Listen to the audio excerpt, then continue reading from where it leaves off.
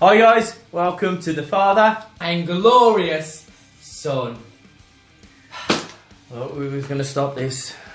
Nah. Anyway, hi guys, welcome back. Firstly, I'd just like to say a big thank you to all the viewers we had for last week's show. We had 71 views and so far it's going up more and more. So thank you very much for all your support. It's been a real pleasure doing these videos and seeing that you like the compliments and you're giving us loads of compliments and seeing that you like the content and the banter that we have. So we're going to go on with the news in a minute.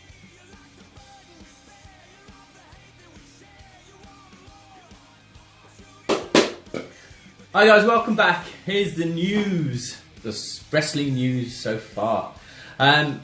We start the news with the news breaking on, I think it was Monday, that Ivory will be inducted into the Hall of Fame.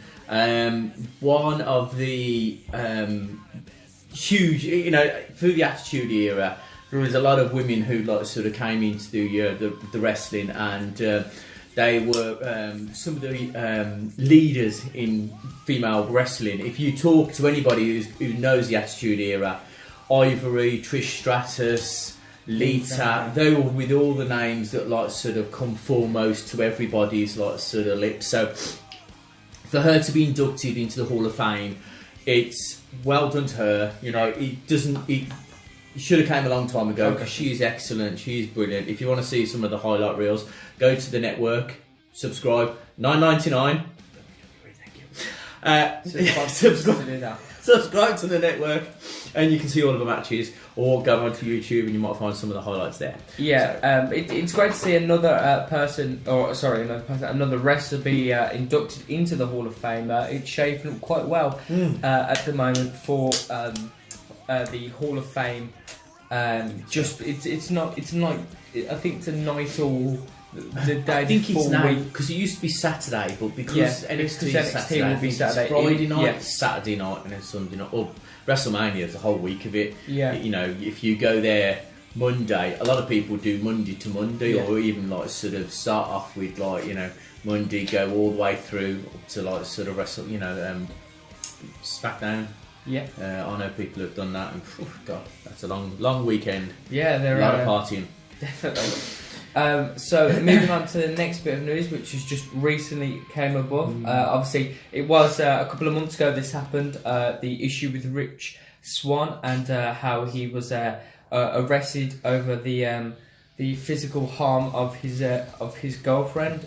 He was prior to that let go by WWE, and now they've both come to terms and agreed to part ways. So and that was of today, which was the 15th of February 2018. So this is a big letdown for WWE because Rich Swann was a very, very big talent. Definitely. He was very skilled. You know, he was one of those really good high flyers. He was one of those wrestlers that I thought, when watching 205 Live, he would be the next Cruiserweight champion. And it's a shame to see, because, you know, he has got a lot of talent. He could have been a future star for WWE alongside people like Cedric Alexander and Mustafa Ali. Yeah. So it's a really you know, stupid thing he done, and it's shameful because, you know, he's wrecked his career over hitting, you know, his girlfriend. Don't lose your temper at the end of the day. He caused physical harm to his girlfriend. That's, you know, you just don't do that. You just don't punch someone that, you know, you're supposed to love. You can't punch them, only unless they're completely annoying you and they're of lower status to you.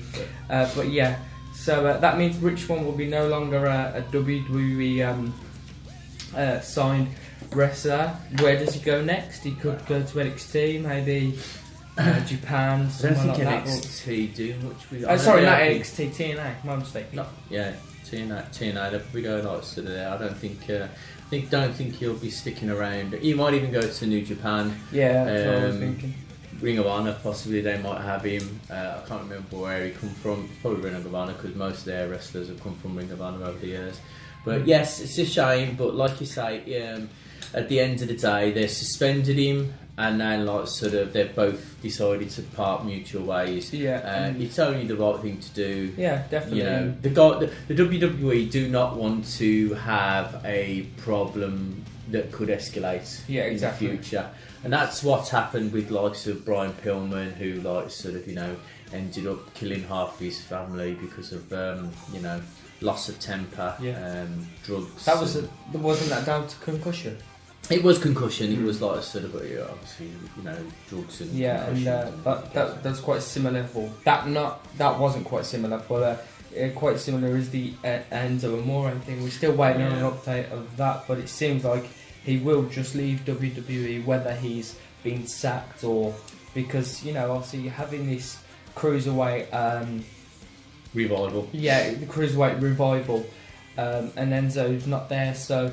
Again, it's the same situation with Enzo. He will be, it looks to be, he'll be leaving very soon and not be on WWE screens for a while. And the next one is another possible candidate for Hall of Fame. This hasn't actually been confirmed as an actual inductee into the Hall of Fame. This is just a possible one. Yeah. Is Jeff Jarrett. Now, because obviously Jeff Jarrett has got his own wrestling company. In the it's called what's it called? I've lost it. I can't remember what it's called. But he had his own wrestling company that helped TNA, or that both worked together. Global Force Wrestling. That's it. Global Force Wrestling. He had that, and obviously that became TNA. And it merged somehow together, so it was Global Force TNA Wrestling Birdie Owl thing. But that's like sort of history now, and I don't think he's doing much in the way. But that could be a possible thing. And he actually said that like he would be up for a Hall of Fame. The guy has spent a lot of time in NWA. It is NWA. World.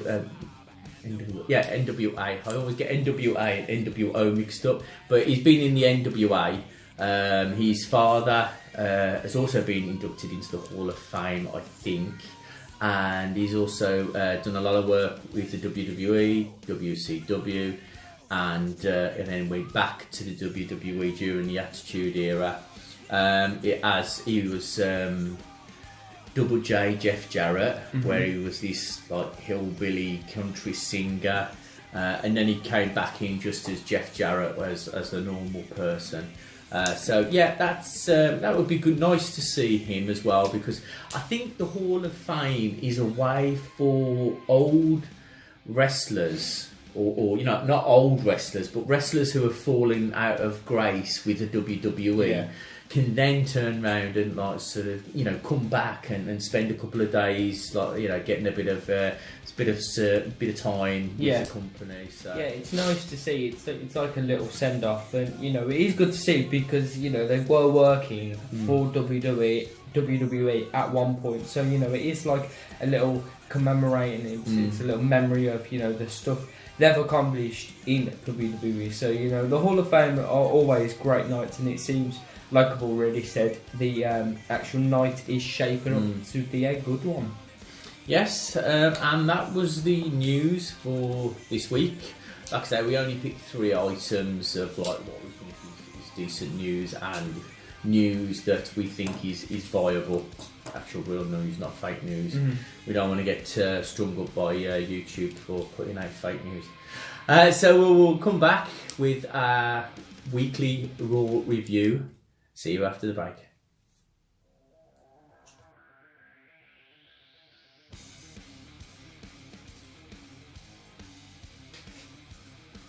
Hi guys, welcome back. This week's Raw, we start the show with John Cena doing a promo of last week with Braun Strowman destroying basically him and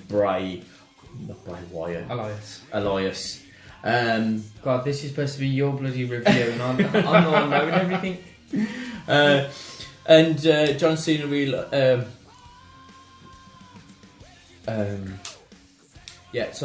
Braun Strowman destroying everyone. The Miz comes out and cuts a promo saying that he wants to challenge he wants to challenge John Cena for a match, and then the Miz that the match stipulation. I got this right. The match stipulation was whoever loses was the first person into the elimination chamber. Obviously, that's down, like sort of further on down the line, will actually change, because at the end of the show there was something that makes the elimination chamber a little more interesting. There's been stories of like sort of how the WWE are going to do this. We have John Cena and the Miz, and obviously the Miztourage causes their usual trouble around the ring, and the winner at the end of it was actually John Cena. So the Miz is going to be the first one into the elimination chamber with the other opponent. Yes. So obviously we still need to find out who the second opponent is going to be. Yeah, it's interesting to see John Cena on Raw for quite a while now, because since probably Survivor Series was his first appearance back at WWE. Continuing on from that, he's been at Raw, for the past couple of weeks now. He was there at the 25th anniversary of Raw. He keeps running into battles with Elias. So yeah, it's still good to see John Cena actually, at WWE and being part-time, because he has been the face of WWE for a very, very long time. Yeah. Oh yeah. So it is good to see him back. I think he realised as well. He's realised that this is going to be hard for him. He wants to be at WrestleMania. He wants to be the main part of WrestleMania. But I think he's realising now that it's going to be very difficult for him to get in there. He didn't win the Royal Rumble. He's now got like sort of the Elimination Chamber, but the Elimination Chamber is going to be hard for him to do. If you haven't watched the John Cena advert for the Nickelodeon review, go to our Facebook page. The Facebook page will be at the bottom of our video in the description below. If you go there, you can see his video. We put up weekly videos and weekly bits and pieces news, and the videos there. It's so funny. John Cena doing it's basically John Cena doing the Nutty Professor. Very funny, very funny. And then we have Carl Anderson and Luke Gallows versus The Revival. The Revival, the video last week shows that Kurt Angle informs Jason Jordan his condition.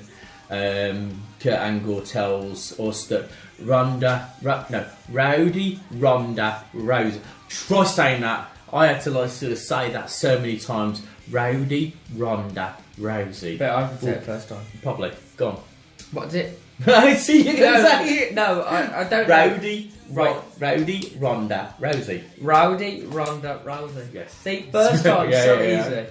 And then he was informing us that next week she will be signing her Raw contract. So she will be on Raw. Now, that means that obviously she won't be taking on Charlotte. She won't be taking on the heavyweight champion, the women's champion, because obviously Asuka is the winner of the Royal Rumble. So that means that there's rumours now speculating, running riot, that it's going to be Ronda and a male opponent versus Stephanie McMahon and Triple H. Okay. So I think it's going to be The Rock. The Rock. Okay. Why? Just purely because, The Rock always likes to appear at WrestleMania. Yeah. But there was that thing a couple of years ago. I think it was 2 years ago now, where Ronda Rousey was she was in a match, or she was in The Rock's corner. Stephanie was in Triple H's corner. I remember. Ronda was in the Rock's corner, and she got into a bit of a little thing with Stephanie and caused some lots of bosses. So. Yeah, that's going to be interesting to see Stephanie McMahon back wrestling, because she doesn't often wrestle, and she used to wrestle quite often in the Attitude Era and around that period of WWE. So it's going to be quite nice to see her and Triple H teaming up, and obviously Ronda Rousey and The Rock do team up. That'd be a great partnership, and they have had connections before, like you said, and I'm sure they're good friends as well outside of WWE. So that's definitely possible. Yeah, and then we had Kurt Angle telling us that Jason Jordan is going to miss WrestleMania. And Seth Rollins comes out and confronts Angle and tells him that, oh, wait there, I've got nobody now. Nobody I can wrestle with. I can't wrestle. I can't use. I can't have Dean Ambrose. He's gone. I can't have Roman Reigns. Roman Reigns in the Elimination Chamber. So I want to do something now. It's my turn to shine. I want to be that guiding light. I want to be the man. I don't want to just be Raw. Or be in Raw. I want to be Raw. That sounds a little bit wrong, but anyway, that's what he was saying.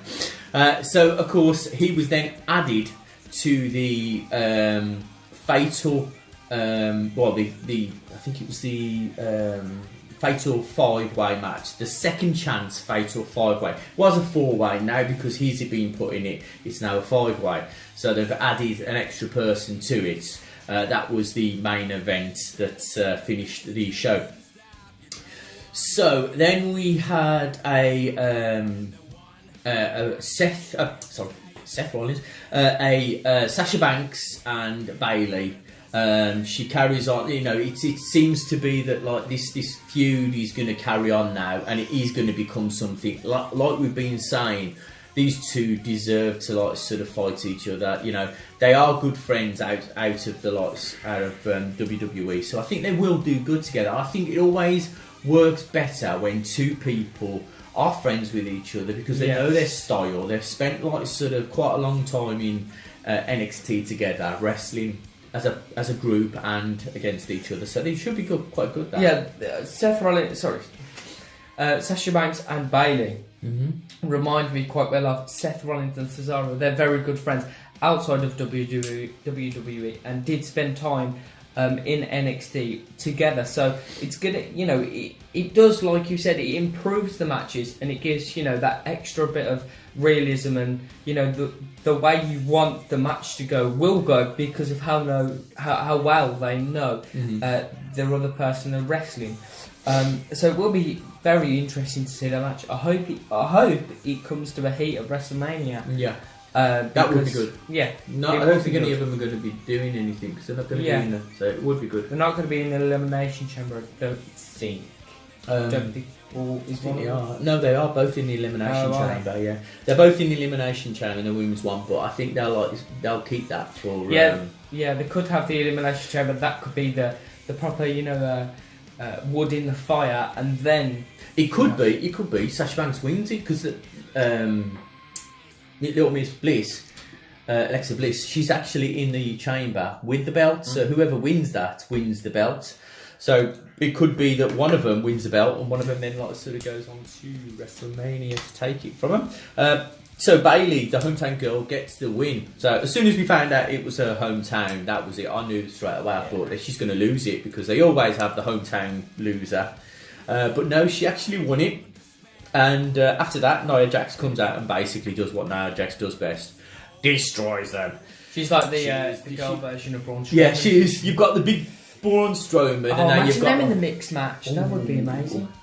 Yeah, you've got. There was something about that. I've not been watching the mixed match. I'll wait until it's all done and I'll catch up on it. So far, it's been very good, and so far it has been interesting to watch. There was some sort of thing about Braun Strowman and Bliss, because I saw where she'd slapped him across the face. So I don't know if there's a bit of maybe they're a couple and. No, because I think they're a tag team. Yeah, they are. Yeah, they are. So, and then we had Mickey James and Alexa Bliss, because obviously Alexa Bliss last week helped out Mickey James. We had like a bit of a bit with them too, saying that they want to be, they want to take on Absolution, and they were going to fight them and get revenge for everything they've done. And obviously that didn't happen because Absolution did actually win. It's nice to see Paige there. Still no story about like sort of what's happening with her, if she is going to be retiring or what. But hopefully we will still see her on the brand. Yeah, hopefully it's not as serious as WWE and other people are trying to make it out to be. I think everybody just jumped on the bandwagon because they didn't want to. She's a great competitor. So exactly. And obviously concussions and bad necks and everything like that. So, and then we had Elias Samson come down with his guitar and he sings the Chamber Blues, as it was called. That was quite funny. He reminds me a bit like how The Rock used to do his rock concerts, like sort of slag off everybody else and like sort of make him look the better. That's probably what WWE are trying to get at. Yeah, I think so. And it's working quite well because Elias fits the part really well. Yeah, he does. And then, of course, he was sitting there with his guitar, and of course, Braun Strowman. Now, Braun Strowman can't just have a guitar. Yeah, he can't walk up with a ukulele. That's something that Rey Mysterio would walk up with. The funniest thing is they all I think it was either Corey Graves or Coach. I think it was Coach, and he turned around and goes, "My God, that's the biggest guitar I've seen. That's a double bass. It's not a guitar. You play it like this, not like this." But obviously, Braun Strowman, because he's a big boy, he was playing it like a guitar. He's a big boy. He is a big boy. And he then took the double bass and smashed it over Elias's back. Oh, that double bass is a huge, massive thing. Yeah, it's like that. Standing up, it's probably like taller than. It's probably like 6 foot or something, maybe a little smaller. Yeah.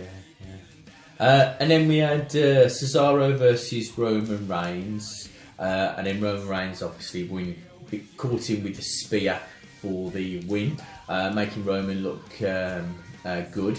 And obviously, I like it when they split the tag teams up because it doesn't actually make the tag team look too weak. Yeah. It makes singles competition, and obviously you're in singles competition. It is harder to get the win because you haven't got your tag team partner there. Exactly, you haven't got that backup that you would normally have when performing as a tag team. That's true. And then we had the video package to officially announce that Ivory is now in the Hall of Fame. It will be nice to find out who are going to actually enrol these people, because that's quite interesting when you find out. Like, sometimes it's people who you don't realise, oh bloody hell, that's she's going to be inducted by him or her, so that would be quite good. And then we finished the show with the Second Chance Fatal 5-Way with Bray Wyatt, Broken Matt Hardy, Apollo freaking Crews, who is just absolutely mental. For somebody his size, he does those standing flips. And I sit there thinking, how the hell doesn't he break his neck? Yeah. He's got to have some strength in his legs. He's very agile, isn't he? For a big man. Oh, yeah. And then Seth freaking Rollins. Everybody's freaking today. Then we had Finn freaking Balor. And it was in a freaking fatal 5-way. And it was a freaking fatal 5-way. And then to decide who was going to be the winner. And it was a funny ending, and it was a good ending, because we haven't had an ending like this to Raw in a long time. And what we find is with Raw, it usually finishes and then there's no suspense. You know, there's no reason for you to actually tune in next week. It's like, well, we know who's going to win. So it's like, well, do I really want to tune in? It's not going to make it different. Maybe that's because their ratings are going down. Yeah, they should do more suspense. You know, at the end of the day, it is a TV show, and that's what things like EastEnders and Coronation Street, all these British sitcoms. That's what they do. So Walking Dead. Exactly. All the other ones I can't. Doctor Who. Doctor Who, yeah. Although they always leave a suspense, so you think to yourself, "Oh, I've got to find out what happened next week." So I'll tell you what happened at the end of it, then I'll tell you what happened after the show had closed. So we had Finn Balor and Seth Rollins both covered at the same time. So obviously then the ref standing there and like they're both looking at each other and the ref standing there going, I don't know. So like Jeremy Clarkson that did. So they're standing there going, I don't know what's going on, and he cuts, he finishes, and everybody's sitting there going, oh my god, what happens? Within seconds of them cutting to the end of the show, Kurt Angle turns up on social media and goes, we're going to make it, both of them now are in the elimination chamber. So that makes it now a 7-man elimination chamber. So I think you're going to have 3 men start and then the 4 men are going to be actually in the pods. But it's just like, well, what are you going to do that for? Why do you do that if in about 2 minutes you're going to have him on social media telling everybody what's going to happen? Social media is not your platform. Yeah, you are not a YouTube sensation like us. You are not a YouTube video vlogger. You are a entertainment product that you put on TV. You want people to keep on coming back to you. Leave it for next week, or turn around and say, go onto social media, YouTube, Facebook, whatever, and say to them, right, this is what we're going to do. We're going to go away and we're going to decide what to do for the best. So it still puts it out there to the people who may not have actually tuned in. You think to yourself, wow, what happened? Gives the suspense still to the actual fans. So they've still got the suspense. They're not going to find out until next week. They do it like that. So it makes it seem like it's more interesting. Yeah. What did you think? It was really interesting to see this because, like you said, they haven't done this in a very, very long time. And like I said, it is a TV show, so to up the ratings, they do need to leave this suspense. And I don't know what Kurt Angle was thinking, whether he was told to do this or he just randomly said it, but it just wasn't. It wasn't the best idea because now everyone's going to go, okay, so we've been told, what's the point in tuning in again next week? There's just no point. If they want to up these views, they need to carry on doing this because like you said, it was a very good ending, and it was very, very interesting. Let's just hope they don't kind of drag it out too much and have every Raw leave on a cliffhanger, but they can create so many things with this. Yeah, they'll probably go back to the same thing that they've always done. Probably, but they might bring it back again soon. Yeah, who knows? So that was the end of Raw. Now we will come back after the break with the Smackdown review on him. See you in a bit.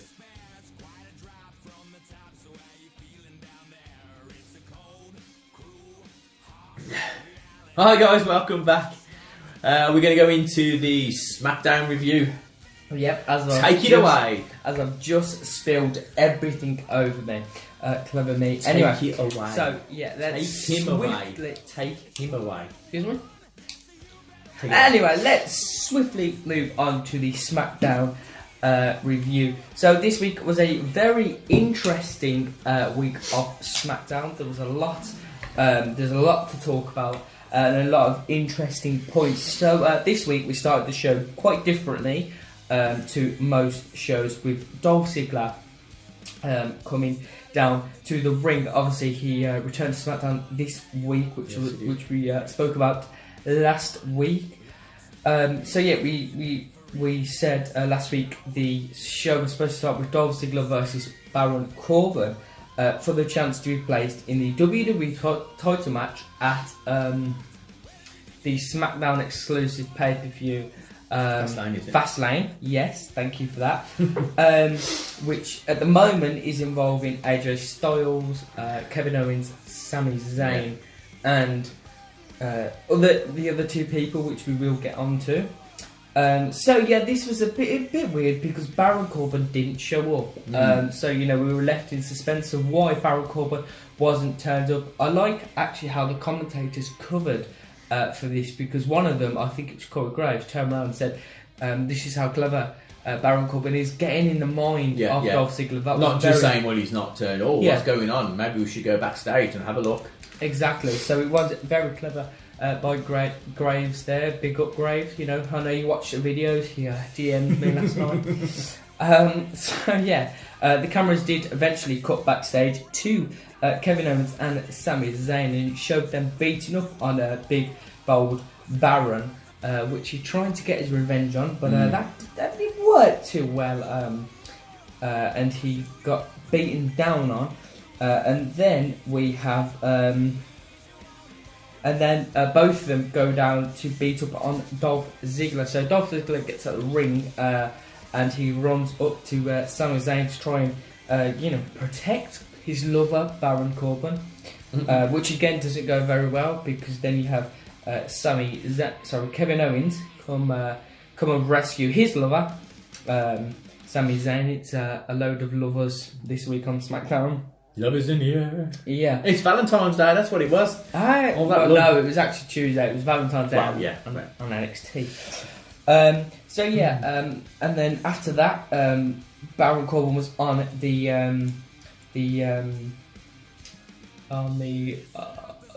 what's it called, the stage, and then they decided to beat up on poor Baron Corbin even more. And then that was it. So Baron Corbin and Dolph Ziggler got an absolute beating. It was nice to see SmackDown start like this, because we haven't had that in a long time as well. See a bit of promo or straight into a match. It was something different. It was very interesting to see that Dolph Ziggler opened the show, because he is returning back onto SmackDown, as we know. What did you think of the start? Yeah, I thought it was good. Like I say, it's good to have a change. It's okay doing the promos, but you seem to feel that for the first 20 minutes it seems to drag, and it is a bit of a bore. Promos when I was young, in the 80s, were just like, wow. I'll use Hulk Hogan because obviously that was it. I'll say, "Wow, Hulk Hogan, what do you think about your challenge at WrestleMania?" "Well, you know something, Mean Gene," and it was a quick 5-minute promo. Yeah. These days they seem to be dragging it out, and they wonder why the crowd are sitting there going, "We're boring." Yeah. Or chanting. "This is boring." Or chanting something like "Happy Rusev Day." Yeah.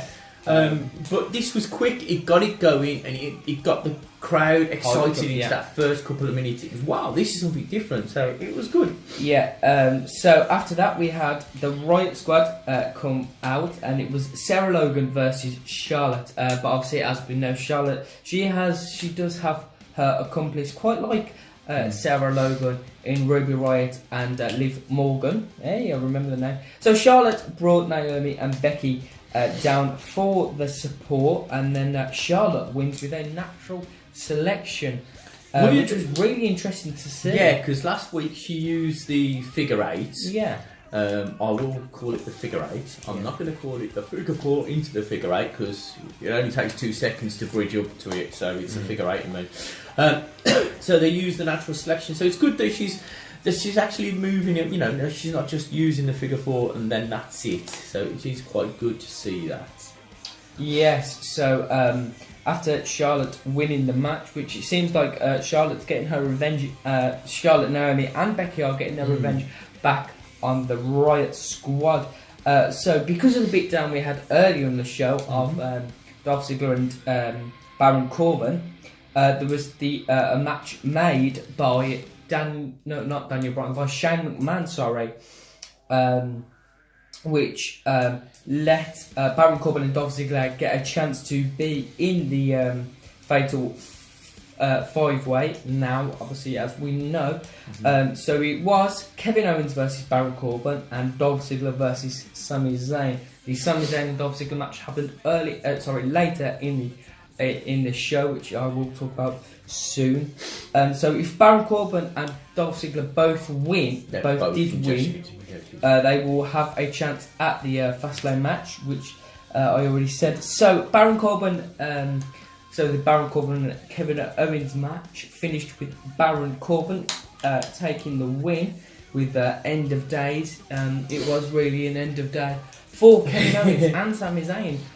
Because it didn't go too well for them, let me just tell you that. It makes me laugh with this as well, because what's happening is they're moaning and whinging like a little spoilt brat, and they're actually getting themselves more into trouble. Yeah. Because they're turning around going, we're going to beat up on these people, we're going to beat up on these people. And then, like, if they just left it and just left them two to actually fight, they wouldn't have been injected into the actual exactly. match. So it still would have been a triple threat match. But now they've made it a fatal five-way. Yeah, which it is more interesting, but, you know, obviously it's bad news for AJ Styles because he's got to defend against 4 others, but then bad news, isn't it? Bad news, bad news. I've got some bad Right, okay.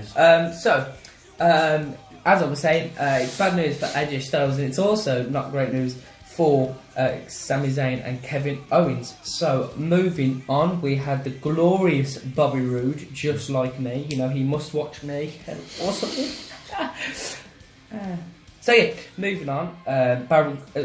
Bobby Roode came down with his open challenge, and now this open challenge thing with Bobby Roode is really annoying me because, on one condition, they don't have storylines for him. He's got the US belt, and they're not giving him the storyline, so they keep telling him to go out and just do this open challenge, and it's really annoying me because he's the holder of belt, and he keeps doing this open challenge. Give him a storyline with Jinder Mahal. Give him a storyline with Randy Orton, Rusev, someone that deserves it. Bobby Roode does deserve it, but someone he deserves to go with, someone like Rusev, someone like Randy Orton.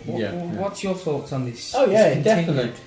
Thing? Like I say, the open challenge was John Cena's thing. Now, if you give it to Bobby Roode and you like sort of do the same thing, people are going to get bored because they've already saw it. Just have like sort of Bobby Roode, and you know, you could have Randy Orton. He seems to be a bit of a heel at the moment because he's coming all over the ring out of nowhere. Then he has to mop it all up. So he's like sort of attacking everybody. You got Jinder Mahal with his flabby boobs, and his flabby sings. Yeah, and the sings. Well, I think one of them wasn't there this week. I think. Maybe he was trying to get his nipple sorted or something. I think it's only one of them because one of them's injured at the moment. It's probably because Randy Orton dropped him on the back. It's good that they are bringing something into it because they actually like sort of took the mick out of the fact that Randy Orton was at number 9, I think. Yes. Obviously Bobby Roode was 5th, I think. Yeah. So obviously they're making that as a part of a storyline for him, saying that, like, you know, over the last couple of years you've still struggled to like sort of make yourself relevant. You've still not like done anything with your career. So so that was actually said by Jinder Mahal. So then all three decided to start beating up on each other. Which was, nice to see. Who loves a good scrap? I think everyone does. And I think possibly at Fastlane there could be a triple threat match for the US title. Randy Orton, Bobby Roode and Jinder Mahal. I hope it doesn't, because it's going to sound like it's a fatal pay-per-view. Because you've got like sort of the fatal 5-way. Then you've got fatal, a triple threat. So it just seems that like all you need now is another like sort of, you could have Becky, Charlotte, and Absolution versus Absolution. It's gonna no, be not Absolution. White Squad. You're gonna have like a mental 5-way everything. So we'll have to see what happens with that. So someone was there to save the day, and it wasn't Rusev because it wasn't Rusev's day. No. It was actually the New Day. So they came out, and obviously Tuesday just gone, which Smackdown was on. It was Pancake Day. I swear to God, that was the perfect day for the New Day. Obviously, they're having this thing with the pancakes at the moment. It is pretty funny, you know, whether it is, you know, whether throwing pancakes down people's throats and then they get it right back in the face, as Big E experienced. Also, so yeah, the New Day came down with their pancakes and they entered the ring, and they have a pancake eating competition between the three of them. And I've never seen so many pancakes in my life. Yeah. Big E had a mouthful of it. Ooh, did it? Mm-hmm. What colour? Pancake. Pancake colour. Okay, I've Pancake never colour. heard of that colour.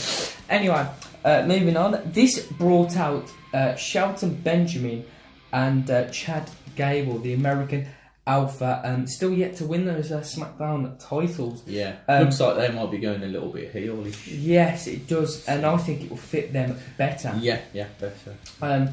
So yeah, this ends up being a match between Shelton Benjamin and Chad Gable. The winners, Chad Gable and Shelton Benjamin there. So then after that, the Usos cut a promo behind a penitentiary. Now this was really interesting because we were talking about this this past week, and we were saying obviously this thing with the Usos has been going around whether they've actually been arrested for the for driving, while intoxicated with drink, and to see them in a penitentiary was quite funny.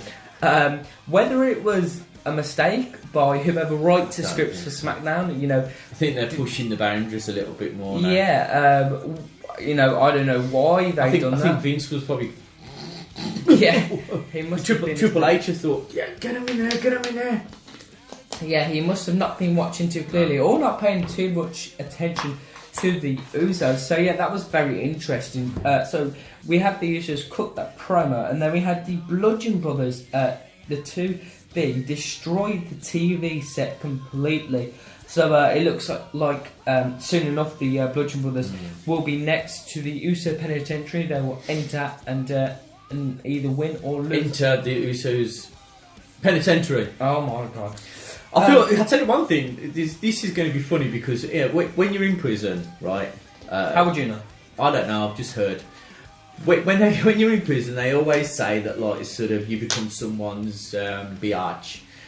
So I think Usos are going to be the biatches to the Bludgeon Brothers because they're going to take them to school. This is quite similar because you are my biatch. Oh yeah, whatever.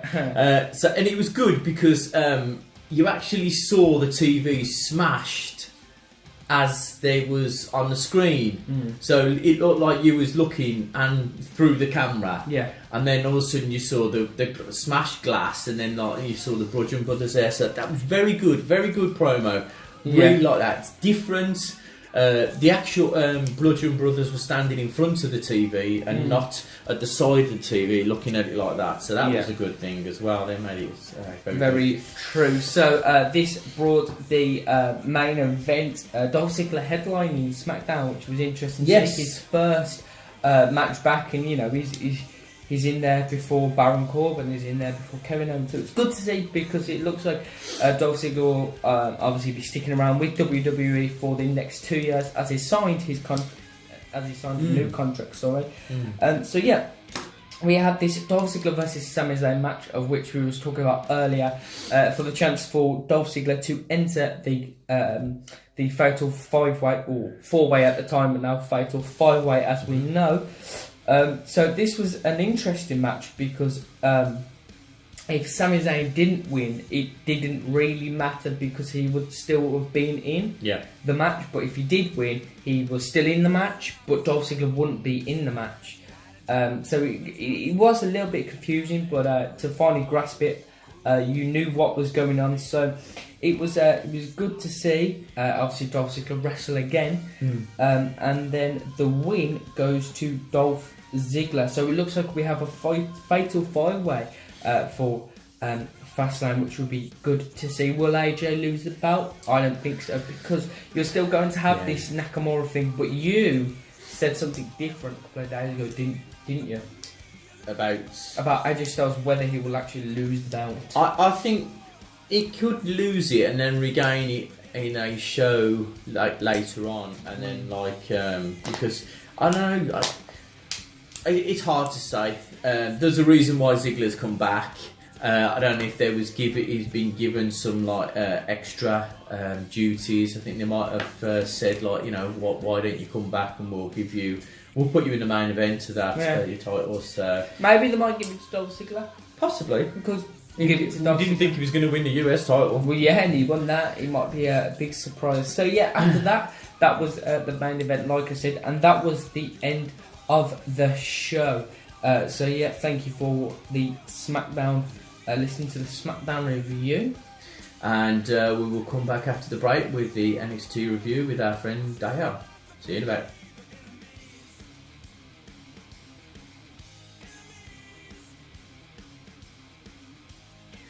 Hi guys, welcome back. We've got our NXT reporter, our roving reporter, Dale, for you, who's going to go through this week's NXT show. Dale, take it away. Hi Ty, hi Jack, how you doing, pals? Brilliant, thank you. How are you? Good? So mate, for a minute there I thought you were going to say rogue NXT reporter. Rogue. I have no idea why. The rogue reporter. No, the roving. Actually, this makes you sound more of an animal, a roving reporter. That could be my gimmick. If I was to join NXT, that could actually be my gimmick, the rogue reporter. Yeah. And I could do run-ins, doing matches, and like hit people with a camera. Yes. You think Paul Levesque will fall for that one? Oh, I don't know because he likes more of a, you know, like that would be Vince's thing. That would be his, like, you know, wild thing. You know, some of the gimmicks that Vince has used over the past, like Stone Cold. I remember he had this mad idea of calling him Frost, Mr. Freeze. Oh God. He's been watching too much Batman, I think. Yes, I think that was what it was. Yes. Probably was, wasn't it? So yeah, let's start the NXT review then. So this week, 1 hour show once again. I believe it was actually shorter though this week when I put it on. Actually came up as 51 minutes on the network. I mean, did anyone else notice how short it was? Or? Yeah, it felt a lot. A lot shorter. The main event came really quickly. I was like, oh, okay, that's it. It was quite weird. I mean, I thought it would be a short, quick one, but somehow I don't know how they managed it, but he actually ended up being quite a long. Well, not in a bad way, but he felt like it was a good length show, even though, despite the fact that it was 51 minutes. Yeah. But like you said, Jack, he went straight into it. So the first match we had was Pete Dunne versus Roger Strong. The UK Championship. I didn't expect this to come first, but what do you think of the way they mixed it up with this in terms of putting it first? I thought it was brilliant because I've said this from day one because I first met Pete Dunne, not personally, but I first introduced it with him when I was watching a programme about Chelmsley Wood, a local area that we live in. And it was talking about him as a wrestler who's trying to break into the big time with the WWE, and then we watched the British Championship. What was it? What's his belt called again? Sorry, the UK belt, the UK Championship. UK Championship belt. When they did the tournament, I was like, "That's Pete Dunne. That's the bloke I remember talking about." And ever since then, every single match he's ever had is just brilliant. I love his way he uses his breaks, tries to break the fingers, stamps on the elbows. Everything he does is just vicious, hard, and it's brilliant. He's 10 times.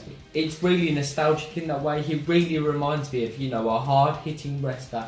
And, even the thing he comes out in, it just really reminds you of that, hard-hitting, doesn't give one, and just, goes out there and beats up people.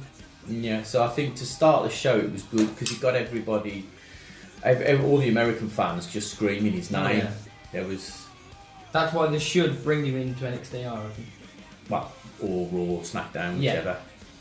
What did you think? I think it was a great start. I mean, like you said, he went straight for that finger spot. He works every time as well, so it basically looks like he's snapping someone's fingers. which is still a legal move, but for some reason he generates so much heat for him. Yeah. He went for that quite a few times, and then, I mean, with a guy like Roderick Strong as well, he's got a bit of, he's basically a natural face, isn't he? Let's face it. Oh yeah. So I thought that was a good mix. They went through some good grappling on the mat. It was a type of match where it didn't have too many high-flying moves, but I think that was a good thing because it kind of separates the British strong style that I was going about from the cruiserweights. So it's a different style of match. I mean, I don't know if that fed through to you guys too. Yeah, every match is like sort of unique to him. You know, I don't think there's anybody that I can think of in the WWE, both Raw and SmackDown, that is anything like what Pete Dunne does. You know, he's just you watch his match and you know you're watching Pete Dunne. Yeah. Exactly, and I think it's good to have that extra flavour because it gives you that USP. So you've got that unique selling point, so no one else kind of compete with you on the card, which is good for Pete Dunne. Yeah. Because it differentiates him. There was a spot in this as well where Roderick Strong did an Olympic slam from, I believe it was top rope or the middle rope. Did anyone remember that? Yeah, that was good. That was. I like that. Yeah, that was good. I mean, I actually thought for some reason that might actually finish the match itself because I didn't know who the winner was going to be. But I thought that was a great move, and they had the near kick out as well, 2 count. I was thinking, God, there was a lot of them. Do you think the belt? Because there's been a lot of talk about the belt, saying like sort of, should it be that an American takes it off him? Because sooner or later someone's going to take it off him. Should it be just a British belt, or should it be that anybody can have it? Do you think it's going to be the NXT's second belt, a bit like the way the Intercontinental Champion and US Champion is? I think that for the first, say, couple of years, it's probably a good idea to keep it on the UK guys, just so they get that push and they have that limelight with the belt itself. I mean, they had it on Tyler Bate, they've got it on Pete Dunne right now, so maybe another reign or two for a UK Championship or UK holder. I can't see it being moved on to American one because I believe they did used to have a European title in WWE about 15 years back. That's right, yeah, it used to be it started off with like sort of a British person or a European. Like that. I mean, this is probably 20 years ago even, but it eventually moved on to a lot of Europeans and then Americans, so I can see it happening in the future and it'll probably be inevitable. Can I just squeeze in a question? Sure.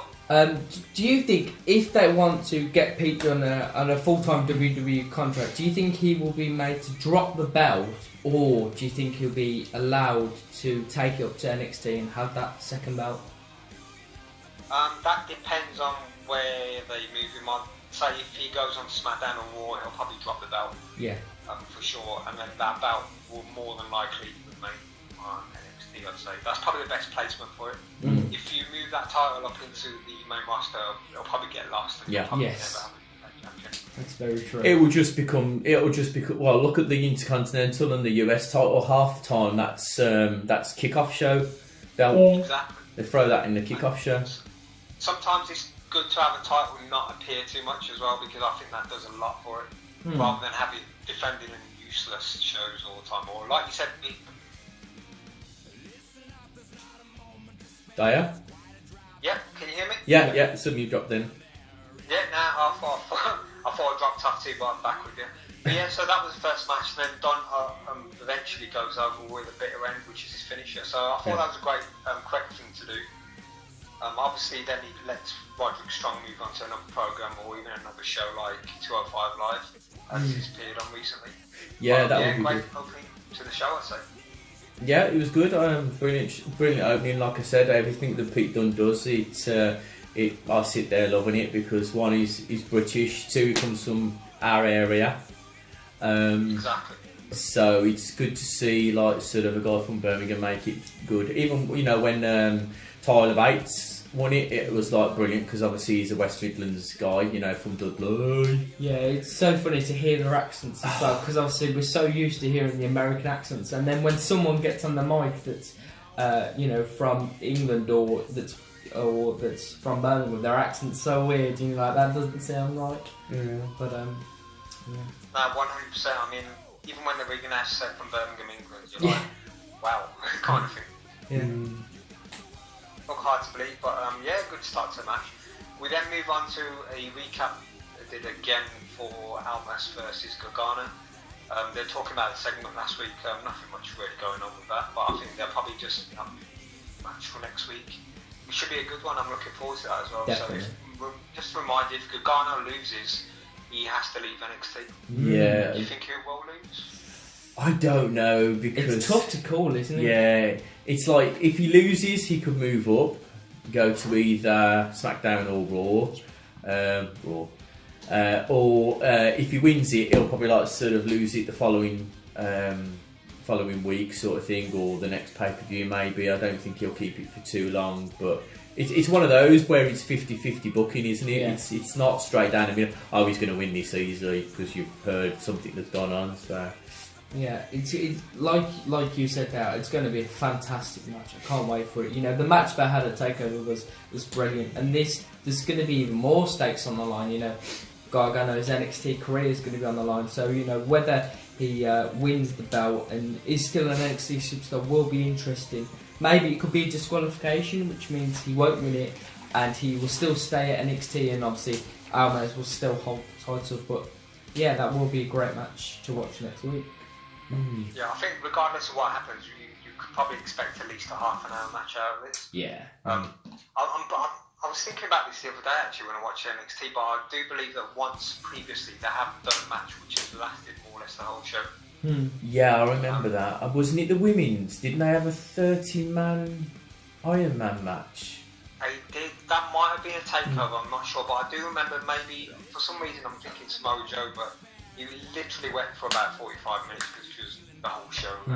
That was surprising and unexpected, but it was a good match nevertheless. So, I'm not sure if next week he's going to carry on with the same flow, but I'll expect him to go at least half an hour next week. Yeah, it was good. Yeah, and then we move on to a backstage vignette program. It was the Velveteen Dream. He was addressing his match next week. Basically, he had a go at No Way Jose, saying that he's going to bring the dance to something to do with that. And we're looking forward to another colourful match from Velveteen Dream next week, who's shown a lot of character backstage. Yeah, brilliant. He's another one who's like sort of young talent, coming up through the ranks of the WWE. I just hope that when he does move up to something like SmackDown or Raw, that they don't just turn around and say, "Oh, look, he can be R-Truth's love child" or something crazy like that. Leave him as he is. Leave him. Hopefully, like I say, when a lot of these move up, hopefully, cross fingers, Triple H will have more time. He'll have more control over SmackDown and Raw, and the ones that come up now will actually be used in the correct manner, not just squashed. Yeah. I agree 100%. I mean, he's showing that he's got the charisma. Yeah. I believe he's got the delivery as well. So all they need to do is let him loose and not give him too many scripts to read off, and just let him be himself. Yeah, because that's where he's at his best, I think. Exactly. I mean, if you look at the main roster, you're looking at Elias. I mean, look how much he's thriving. Yeah, it's brilliant. You know, did you watch segment every week? Did you see his singing where he Braun Strowman then used the big bass on his back? Pure genius. I mean, they work really well together, and he continues the story from the week before where they have that triple threat. Elias eventually pinning Cena, but he was amazing. Braun Strowman comes out with, is it called the bass guitar or something? Yeah, double bass. Double bass. I think everyone knows what bass guitar is now after that show. Yeah. I think Elias's back also knows what a double bass guitar is as well. Definitely. 1,000 pieces from that 4-foot beast going across his back. God, that must killed. It made for good TV though. Probably the best segment of the night on Raw, so. Yes, very true. A highlight. But yeah, so we move on to the next segment on NXT, which was Alex the Black. The music hit, and you thought, "Oh, he's got a match." He actually comes out wearing a black suit to address his next opponent, which I believe is going to be Killian Dane, called out. He basically talks about himself and then says to Killian Dane that he will not defeat him, he won't lose his winning streak, and then Alistair says Killian Dane will fade to black, at which point Killian Dane comes out and confronts him, says a few words, and ended quite abruptly, I thought. Aleister Black's music hitting and Killian Dane walking off. Yeah, it was weird to see. I thought that there could have been a little bit more heat to the fire in terms of one of them, go for a punch or something like that. But yeah, it's something different though, isn't it? So yeah, I thought it was a good idea to keep them separated and not have them physically go out this week. Kind of built up anticipation, but like you said, yeah, it's something different. So it was unexpected too. So I thought there'd have to be a back and forth where it was literally Killian Dane coming out, saying a few words, and then retreating or walking away, and then Aleister Black was left in the ring. Didn't he say something about he's got he's got a devil on his back, being the NXT belt? He wants to sort of go for that, doesn't he? That's it. That's correct. Yeah, he did say that indeed. So I don't know who they've got lined up to go against Almas, but I'd say two of them it'll definitely be Black. But it'll be an interesting match because we've never seen Black go against someone like Killian Dane in NXT before. Yeah, because he's usually gone for sort of smaller guys or guys that are around a bit. He's Cole. Yeah, obviously he's a little bit bigger, isn't he?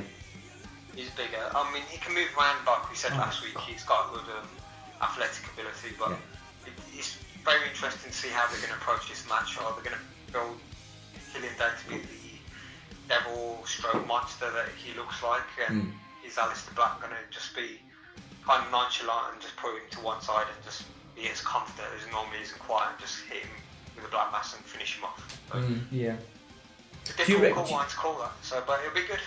Yeah. Do you reckon that sort of now they're looking to separate Sanity a little bit? That's what I was thinking. Yeah, I'd say so. They've been running well together, but I think maybe the time has come to. I always thought Killian Dane would be the standout. Yeah, definitely. And out of them.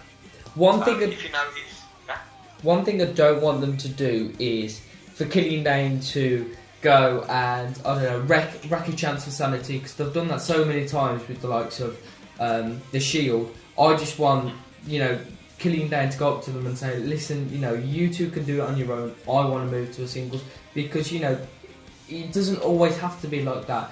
But then again, it depends what they want to do with Killian Dane. Whether they want him to be this hard hitting, the one that beats up everyone. You could also have that, but it really depends, like I said, what they want to do with Killian Dane and Sanity. No, I agree, Jack. I think sometimes you have to avoid that route where you have them break up and start having him fight. Yeah. Maybe just like you say, just split up and say, we're going one way, we're going the other. And then they can always come back whenever at random times and help each other, but just have them do their own thing. I think that's a good idea. Very true, very true. That's a good idea. We then moved on to the next match, which was basically a quick squash. It was TM61, which returned, I believe, last week, the Australian tag team. They took on some local jobbers called Thorne and Miller. Yes. It was a very quick match, over in about 3 or 4 minutes. There was a bit of back and forth, but TM61 go over with their finisher. Any thoughts on this one? It was nice to see them back because, like the commentators said, we haven't seen them on TV for a very long time. I think it was over a year they haven't been on TV. So it was nice to see them back, and they do look very good. And who knows, they might be in their title running soon. What do you think? They did say that they mentioned that they weren't actually friends when they actually started. They were feuding as sort of heel and face, and obviously they a bit like how Sheamus and Cesaro ended up, and before you know where it is, they're really we could actually work well together. So it was good that they brought that into it. Opened up them a little bit more to know what they're about and what their history is. Yeah, I mean, hopefully they can get back to where they were, because they had quite a lot of momentum before they were forced to take a bit of time out, so hopefully we can get back to that. I think with this, it's just a process of rebuilding them and just getting the audience back to getting to know them, who they are, what they're about, what they can do in the ring. It's a fresh start to start from, basically, so hopefully they can get back to what they were, I'd say. Definitely. Yeah, it was a quick match though, so nice one. And then we moved on to what I didn't see coming, which was a main event. It was Shayna Baszler versus Amber Moon, a rematch of the NXT TakeOver, which was interesting. Yeah, I didn't think this was going to happen as quick as it did because, like you say, Amber Moon's still supposed to be banged up quite bad. With her arm and shoulder in that move. So you thought to yourself, wow, she's got. And I honestly thought, wow, she's going to take it here because obviously her injury to her shoulder. And I thought, well, could this be where like sort of Shayna Baszler first, takes the belt off her? But obviously not. Yeah, I mean, from the start of the match, she comes out basically strapped up. You're thinking they would only really do something like that if she was going to lose the title, just to give her an excuse and make her look strong. So I was kind of in a way expecting Shayna Baszler to definitely win and maybe win the title itself. It was basically a case of Baszler dominating most of the match. She was going for various arm moves, taking out Amber Moon's arm. Amber Moon was coming back from the bottom all the time. Shayna Baszler was always working on top. There was a massive section where we had an almost repeat of the NXT takeovers spot where Baszler was getting her in the armbar and Amber Moon was trying to kind of reverse it or roll her up. It happened about 3 or 4 times, but I think the sweet thing was that they had Shayna Baszler. I think she was like nodding her head or moving her finger, saying, "I'm not going to fall for that one again." Yeah, I saw that. Yeah, that was quite good. That was quite cool because then it just makes her out to be a more intelligent opponent for Amber Moon, not some kind of schoolyard bully. But like you said, the action moved on the outside. Shayna Baszler at one point had Amber Moon's arm. I think it was in the barricade, wasn't it? The railing, and she was kicking, and then she like sort of pulled it. She was pulling on her arm that was wrapped around the rail, so it was good to see them take it to the apron and out. Yeah, and when you thought that maybe she'd do loads of damage and finally beat Amber Moon, I think it was Kairi Sane, is it her name? How you pronounce it? Yeah. I always get that one wrong too, and she comes out and basically saves Amber Moon, does a few moves, and the good thing about this was she actually showed a lot of personality. For the first time watching her, I felt that she was more than just like a cartoon character. Yeah. I don't know how it come across to you guys, but I thought she actually, for some reason, it grew on me that actually she could be a star to make. Definitely, and she did win the whole tournament of the Mae Young Classic. So I think they should definitely give her a push after Ember Moon loses it and eventually moves up to the main roster. They should give her a push because, like you said, she is a fantastic competitor. And to bloody spear Shayna Baszler, Jesus Christ, she's got some balls. So I wouldn't do that, definitely. I'd probably just get scared by her face. And the good thing about this match was, especially the ending, you got 3 people who still look strong. I mean, you got Baszler who won it via DQ, as Kairi Sane came in. You got Kairi Sane who looked strong because she came in to help Amber Moon. You got Amber Moon who looked kind of like a noble, kind of very strong person, and very courageous because she came out even though she was still injured. So everyone kind of got over on this segment, I thought. Yeah, it makes me laugh because they keep on saying the pirate princess, and then they say that she likes boating, and I'm thinking you're destroying it here because pirates to me are big boats. Destroying it by saying something stupid like she's the she likes sailing. I was like, no, but yeah, it's good to see. And they could put her in a triple threat match with obviously Amber, Shayna, and Kairi Sane all together at the next NXT takeover, which is WrestleMania. Yeah, I agree with that. I think they need to drop that pirate gimmick with her. There's no need to have it. I think she's perfectly fine without that. Maybe just make her out to be some kind of super baby face because I think that's her best position to be one of those. And with Baszler, I think just carry on doing what you're doing because she comes across, like Jack was saying, as a legitimate kind of badass. Yeah. With, a bully kind of persona to her. You agree with that? Or? Oh yeah. Sorry, I thought you'd just. Yeah, definitely. I think. Just like leave her as it is, the pirate princess, and just and not keep on dragging out that she likes sailing and everything like that because it makes her a bit lame actually. I mean, like you were on about boating. For me, that means that you're on some lake with ice cream in your hand. That's it. Yeah. Exactly. And she's not that. There's not pirates anymore, so she's not exactly going to be in the Caribbean kind of looting, passing cargo ships. No. Yeah, they should drop that because I think that gimmick was made to, you know, develop her character in the Mae Young Classic, and now she's part of NXT and part of the brand. They should just completely drop that and, you know, have her just as Kyrie was saying. Yeah. But I thought, I mean, it's a bright future with the women on NXT. Yeah. It's really good. So. I mean, so the men as well. Oh yeah, definitely.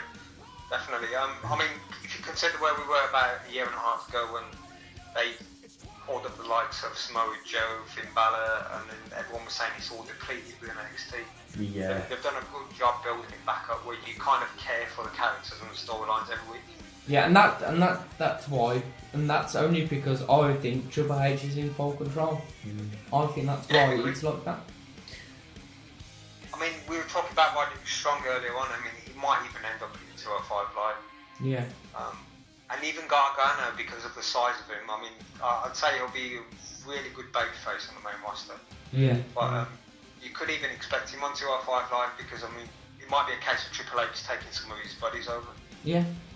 Yeah, it could be. He could like sort of make the brand a little bit better. Yeah, and then he could turn up on 205 Live, and that be the reason for him losing the match against Almez next Wednesday. Yeah, exactly. Good point, Jack. But yeah, that concludes the NXT. I mean, it was a good show all in all. That 51 minutes actually seemed like an hour and a quarter, which was not in a bad way, but it was a good way. And I think they crammed quite a good few things in this week. So, how would you rate the show, guys, this week? Yeah, it was very good. Like I say, NXT, I always like NXT. It's a good format. You know, the hour seems to fly by before you know where it is. You're at the main event.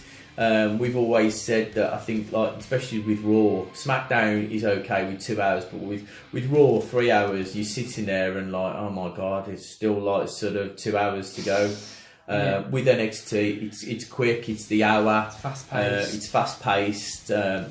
As you said, after the like sort of call up for all the brand split that we had, we all thought to ourselves, loads of people were saying the same thing, that's it, NXT is not going to be the same. Then we had the likes of Sanity, Cole and Fish and O'Reilly coming in, and Green, everybody else, Alistair Black and everybody else coming up. And there's more people coming up. Oh yeah, you've got EC3 that's still waiting to like sort of debut. You know what, guys? I can't wait until he debuts. I think he's going to steal the show every week. Oh yeah, he was. He was good when he was in TNA. There's only a handful of people that I've always said I would love them to come to the WWE. EC3 was one of them, and also there was another one, I can't remember his name at the moment.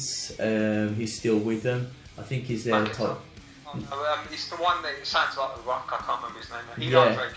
Eli Drake, that is it, yeah. Eli Drake, same thing with Eli. He's got a good gimmick. He's a good talker. Especially when he starts asking for more money and TNA go, I can't afford you, you have to go. Which probably will happen very soon, let's face it. Yeah. So thank you for that. Are you going to stick around for our last one? The what would happen if Vince McMahon suddenly died? I will do, guys. Indeed, I definitely will do that. Okay then. So we'll return after the break. See you in a bit.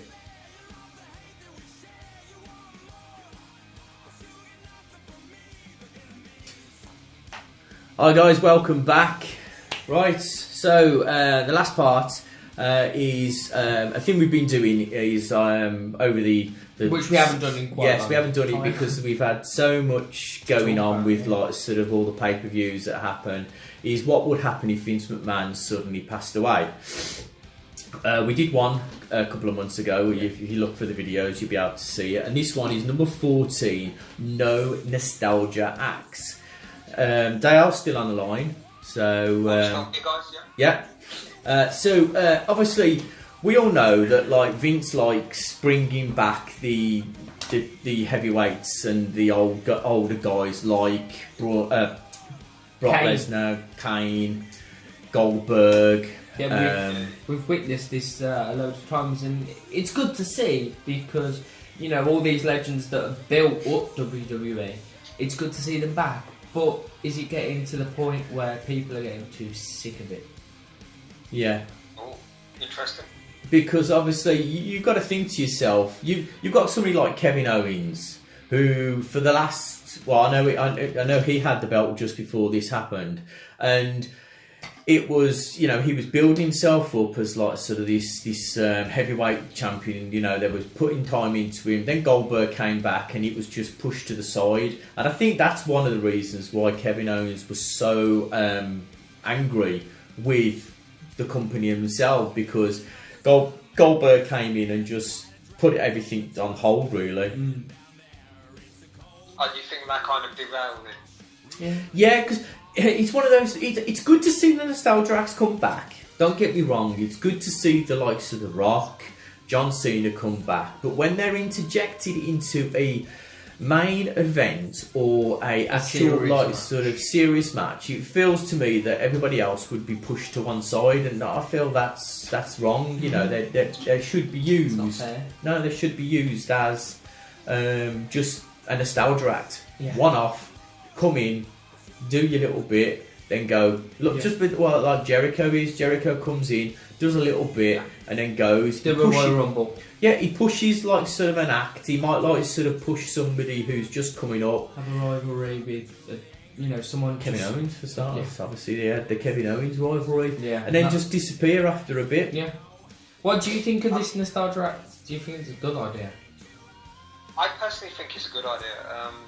The first time I remember it happening, I went for a period where I wasn't watching it in the late noughties. But I believe it was The Rock was the first major one who came back. Was it 2012, I think, or 2011? Yeah, that was the one where John Cena was calling him out all the time, wasn't it?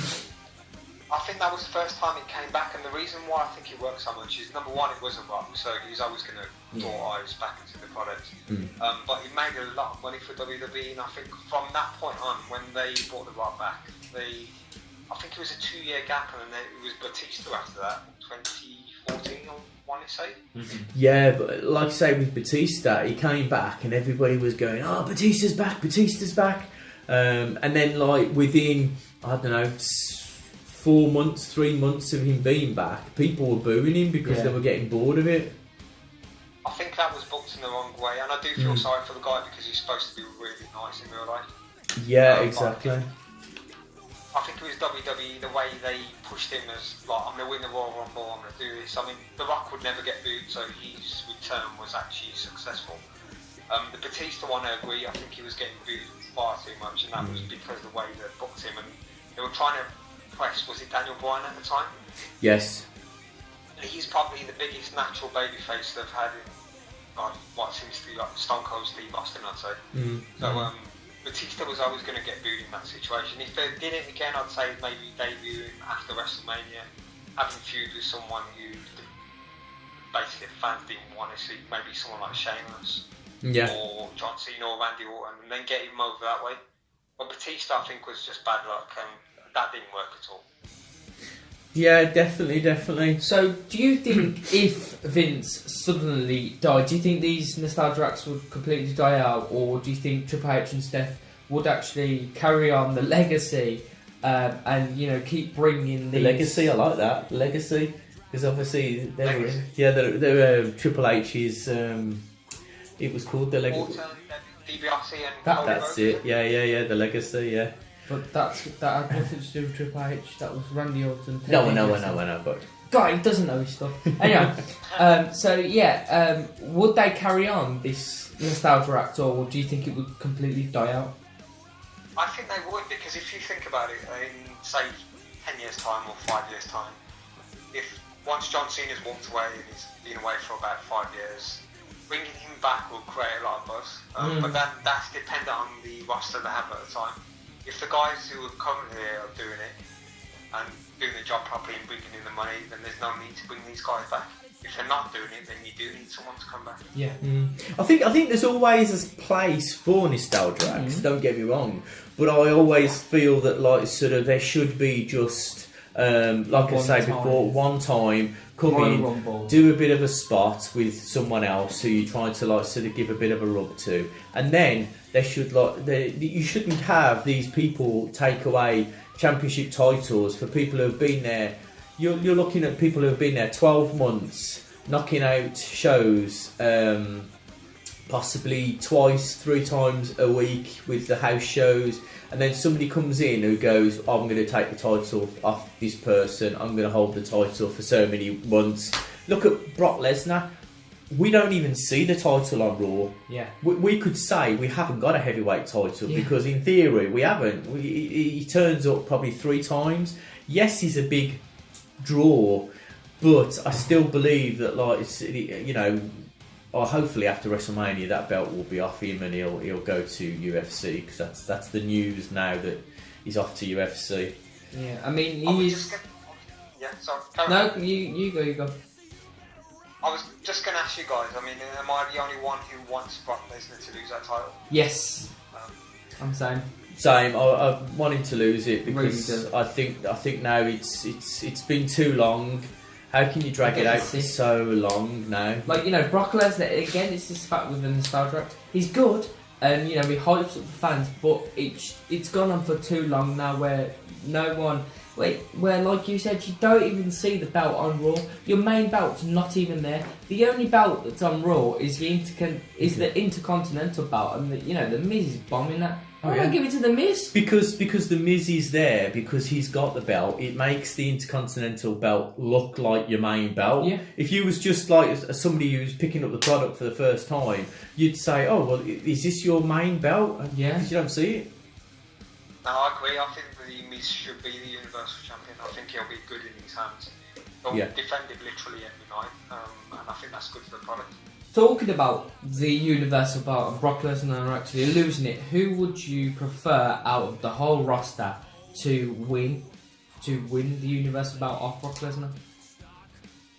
At present, I'd say Braun Strowman 100%. Yes. I think everyone would say.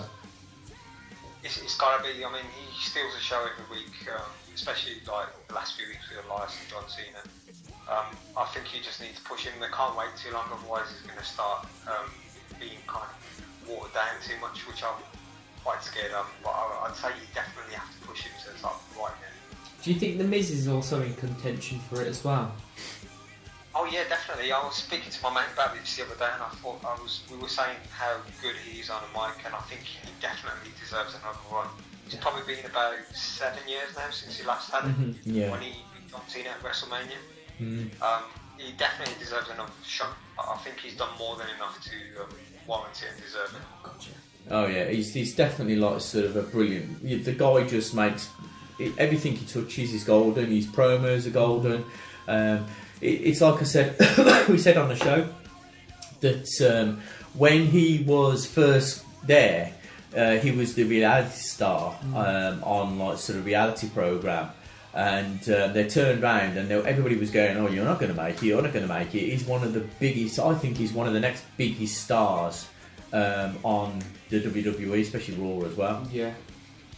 I mean, you guys are on about returning stars. How about we have a scenario where, I don't know, maybe Goldberg comes back at SummerSlam and wins it again, and then you have someone like The Miz taking it off Goldberg. I think that would be perfect. Yeah, that would be. Miz and he can say he's beat a legend.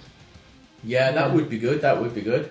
Because he's supposed to be coming, but the rumours that he's coming back for the Andre the Giant Memorial. Yes. Because of the fact that they haven't had anybody big to push that, really. Like a past legend, because everyone that's won it so far is just kind of simmered down. Big Show, Baron Corbin. And it's a shame to see, because Andre the Giant's been a legend for so many years, and now. What was that? Sorry. Who won the Andre Battle Royal last year? Was it Zack Ryder or Mojo? Mojo won it, didn't they? Yeah. Oh yeah, Gronkowski, whatever his name is, he interfered in it, I think.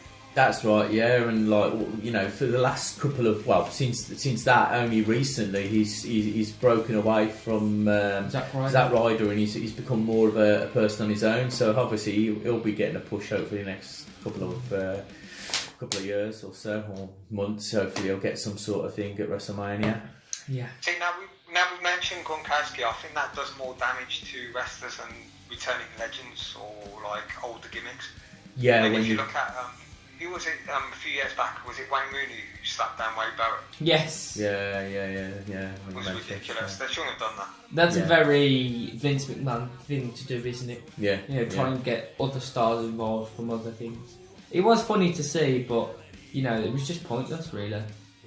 I'd rather see someone like Barrett lose to a Goldberg or a returning Batista than getting beaten up by some dodgy footballer. I think that just does more harm to the gimmick than anything else.